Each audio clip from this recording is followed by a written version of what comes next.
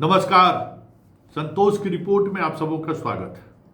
और आज हम संतोष की रिपोर्ट में चर्चा करने जा रहे हैं कि जिस राहुल को संघ और बीजेपी नोटिस नहीं ले रहा था, पप्पू कह के खारिज कर देता था, जिसके हर बयान को उसके बचकाना हरकत से जोड़कर उसे बुद्धू साबित करने की कोशिश करता था, वही आज राहुल को पीएम बनने से रोकने के लिए अपनी आइडियोलॉजी तक को तिलांजलि दे दिया है। जी हाँ, 3 दिनों तक केरल में जो संघ की बैठक हुई है, उस बैठक में सिर्फ और सिर्फ राहुल फोकस पर है। जिस राहुल को ये लोग तवज्जो नहीं दे रहे थे, जिस राहुल को ये लोग नोटिस नहीं ले रहे थे, उस राहुल पर पूरे 3 दिन तक मंथन चला है और राहुल के द्वारा उठाए जा रहे उन तमाम मुद्दों पर चर्चा हुई है और एक सहमति बनाने की कोशिश हुई है कि नहीं, राहुल का जो मांग है उस मांग पे अब सरकार गंभीरता से विचार करे। हम संघ उस मांग को लेकर एक अलग तरीके का माहौल बनाए और लगे कि संघ की वजह से भारत की वर्तमान सरकार ने ये काम किया। जैसे देखिए, 3 महीने होने को है सरकार, इस बार जो अभी नई सरकार बनी है मात्र 3 महीने हुए हैं और इस 3 महीने के दौरान जो चीज़ें दिख रही है, जिस तरीके से मोदी और शाह बैकफुट पर है और राहुल लगातार, मतलब कहते हैं कि रोज नए नए तरीके से पंच मार रहे हैं और जिस तरीके से वो पंच मार रहे हैं उतना ही पंच लगते ही मोदी और शाह जो पहले ऑफेंसिव होते थे 10 फीट पीछे चले जा रहे हैं, फिर सुस्ता रहे हैं कि क्या जवाब दें। आज तक कभी के इतिहास में नहीं रहा 10 वर्षों के शासनकाल में कि कोई बिल वो सदन में पेश करे और उस बिल को बिना पास कराए हुए इन लोगों ने वापस ले लिया। वक्फ बोर्ड वाले में देखेंगे, लेटरल बहाली मामले में देख ही लिए कि यूपीएससी में हंगामा शुरू किया राहुल, वापस लेना पड़ गया।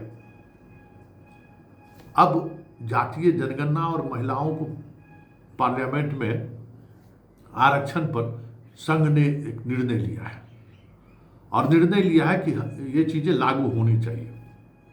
जातीय जनगणना को लेकर थोड़ा ऑब्जर्वेशन उन्होंने दिया है, लेकिन वो ऑब्जर्वेशन भी कहीं न कहीं ये नहीं है कि हम करना नहीं चाहते हैं, हम करना चाहते हैं लेकिन उसका कोई राजनीतिक इस्तेमाल न करें। ऐसा भी कभी हुआ है कि सरकार कोई निर्णय ले और उसका राजनीतिक इस्तेमाल, हर निर्णय का राजनीतिक इस्तेमाल होता है, मतलब मोटे मोटे तौर पर उन्होंने इसको स्वीकार कर लिया। इसी तरीके से महिलाओं को 33% आरक्षण, देखिए राज्यसभा में सोनिया गांधी कब को पास करा कर रखे हुए हैं और लोकसभा में पास नहीं हुआ। उस दौर में अगर संघ और बीजेपी साथ इस मुद्दे पर अगर कांग्रेस के साथ खड़ी हो जाती तो पास हो जाता, पास नहीं कर पाए वो, और आज संघ उसको कह रही है कि हम इसको मजबूती से लागू करेंगे।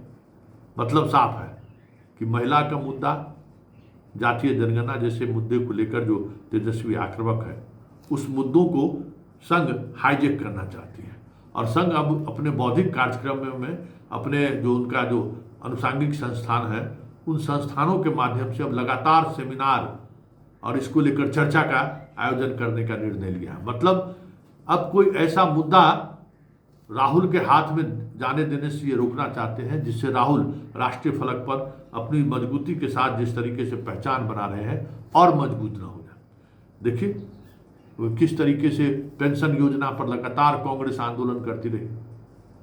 जैसा भी हो, पेंशन योजना तो लागू की ये सरकार, पेंशन योजना को लेकर क्या क्या बातें कहती थी ये सरकार, पेंशन योजना का नाम सुनते ही भड़क जाता थे सर, लागू तो किए। अग्निवीर योजना, अग्निवीर योजना का नाम सुनने को तैयार नहीं था बीजेपी वाले। वही अग्निवीर में अब बीजेपी शासित राज्यों में अग्निवीर से नौकरी से बाहर आने वाले को नौकरी में आरक्षण दे रहा है ना। बीएसएफ सीआरपीएफ जैसे संगठन में भी अब उसको रिजर्वेशन दे रहा है। मतलब राहुल जिस मुद्दे को उठा रहे हैं उस मुद्दे को बीजेपी हाईजेक तो कह सकते हैं या उस मुद्दे को अमल में लाना शुरू कर देती है कि ताकि राहुल को कोई उसका लाभ नहीं मिले या फिर राहुल को उस राजनीति को आगे बढ़ाने न दे, क्योंकि हर दिन राहुल कुछ न कुछ ऐसे मुद्दों को लेकर सामने आ रहे हैं जिससे संघ और बीजेपी दोनों असहज हो रहा है। देखिए बीजेपी के अंदर आज की जो बीजेपी है, शाह और मोदी की जो बीजेपी है, उन्होंने जिस तरीके से बीजेपी को बनाया है पिछले 10 वर्षों के दौरान, आज बीजेपी का फेस क्या है? कंगना रनावत। फेस क्या है? अनुराग ठाकुर।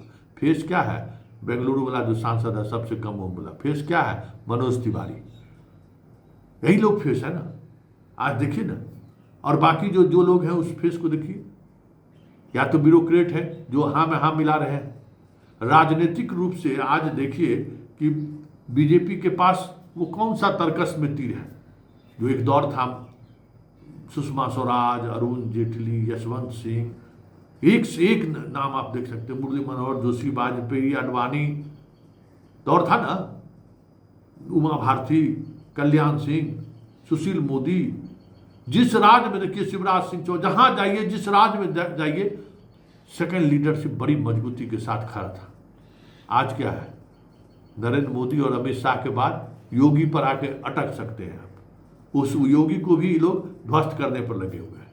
योगी के बाद कोई ऐसा चेहरा है, कोई ऐसा इनका मुख्यमंत्री है जो 5 को वोट भी इनको ऐड करा सके? है कोई ऐसा चेहरा?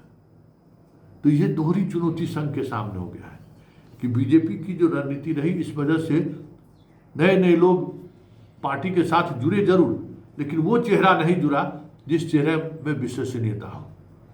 तो राहुल एक बड़ा थ्रेट हो गया है और राहुल को लेकर संघ अब सीरियस होते जा रहा है कि भाई वैचारिक रूप से तो पार्टी को हम ही बल देते हैं और वैचारिक रूप से ही कहीं न कहीं घेराबंदी राहुल द्वारा किया जा रहा है और उसका ये इम्पैक्ट है। देखिए आगे आगे होता है क्या। देखिए इतना तय है कि राहुल, जिसे लोग पप्पू कह रहे थे, जिसके हर बात को मजाक में लोग उड़ा रहे थे, लगभग 10 वर्षों की मेहनत में विपक्ष के नेता के रूप में तो इस बार राहुल आए हैं। 10 बरस तक तो 2014 से लेकर 2024 तक वो लड़ते ही रहे और अपना कह सकते हैं कि अपनी बात कहते रहे कि कहीं से कोई रिस्पॉन्स ले। इतनी बड़ी यात्रा उन्होंने किया, फिर यात्रा निकालने वाले हैं। तो जो राहुल, बहुत बड़ी बात है कि एक ऐसा शख्स जिसको पूरी सोसाइटी ने नकार दिया हो। संघ और बीजेपी ने क्या किया कि राहुल को एकदम नकारा घोषित कर दिया। अरे कोई खत्म पप्पू है यार, कोई अकल है इसको? बड़े बाप का जो बिगड़ेल बेटा होता है ना, वही है। इसको कुछ आता है? बताइए। उस छवि से, और उस छवि के साथ मीडिया भी खड़ी थी। सोना आलू वाला सब इस तरीके का खबर चलाता था कि आप याद है ना। उस छवि से अपने आप को इतना बाहर लाना बहुत बड़ी बात है। और आज के युवा को राहुल गांधी के उस छवि से बाहर निकलने की जो ताकत उन्होंने जैसे भी प्राप्त किया हो, उसको सीख लेना चाहिए। क्योंकि सोसाइटी में इस तरीके से डिस्क्रेडिट करने की प्रवृत्ति रही है भारतीय समाज में। उस प्रवृत्ति को बदलना कोई राहुल गांधी से सीखे। इसलिए संघ आज जो बेचैन है कि राहुल को हम कैसे रोकें, सबसे उसकी प्राथमिकता नंबर 1 वही है कि हम अब राहुल को डिस्क्रेडिट करके या पप्पू कह के नहीं रोक सकते हैं। अब जिस विषय को लेकर वो आंदोलन करने जा रहे हैं, जिस विषय को लेकर सांकेतिक तौर पे ही सही संदेश देना चाह रहे हैं, उससे कैसे निपटा जाए, संघ इस पर मनन कर रही है। और हमें लगता है कि आने वाले समय में संघ का पूरा स्वरूप बदलता हुआ आपको दिख जाए तो कोई बड़ी बात नहीं है। जो जाति की बात सुनने को तैयार नहीं था, वो जाति जनगणना के पक्ष में आने वाले समय में हिंदू मुसलमान को लेकर, हालांकि मोहन भागवत ने कई बार संकेत में ही सही उन्होंने अपनी बात कही है, हिंदू मुसलमान के मामले में भी संघ का स्टैंड आपको बदलता हुआ दिख जाए तो कोई बड़ी बात नहीं है। क्योंकि संघ ये महसूस कर लिया कि भाई हार्ट हिटेड वाली बात जो है सो इस देश में नहीं चलने वाली है। इस देश में अगर चलती तो अयोध्या नहीं आते, इस देश में चलता तो वाराणसी में इतने कम मार्जिन से मोदी नहीं जीतते। मतलब साफ है कि हिंदुस्तान इस तरीके की चीज़ों को स्वीकार नहीं करता है, जिसका कह सकते हैं कि जो प्रयोग 100 वर्षों से संघ कर रही थी और जिसके सहारे संघ ने मोदी और शाह को देश के सामने लाया, लेकिन उस चेहरे को 10 वर्ष के अंदर ही लोगों ने खारिज करना शुरू कर दिया। संघ के साथ संकट यही है इसलिए अब संघ पूरी तौर पर राहुल गांधी को कैसे प्रधानमंत्री बनने से रोके, इस पर काम करना शुरू किया है। और आज की वानगी आप देख रहे हैं कि हर ऐसी योजना जिसको लेकर राहुल सवाल खड़े कर रहे हैं, 24 घंटे के अंदर में पूरी सरकार उस योजना को करने में लग जाती है, योजना वापस ले लेती है, या फिर उस योजना को किसी तरीके से काट छांट कर बाएं दाएं करके उस योजना को लागू कर उस मुद्दे को खत्म करना चाहती है। ये राहुल की बड़ी जीत मानी जाएगी। और अब देखना यह है कि राहुल की घेराबंदी के लिए कल से संघ किस रूप में अपने अनुषंगिक संगठनों को सड़कों पर उतारती है।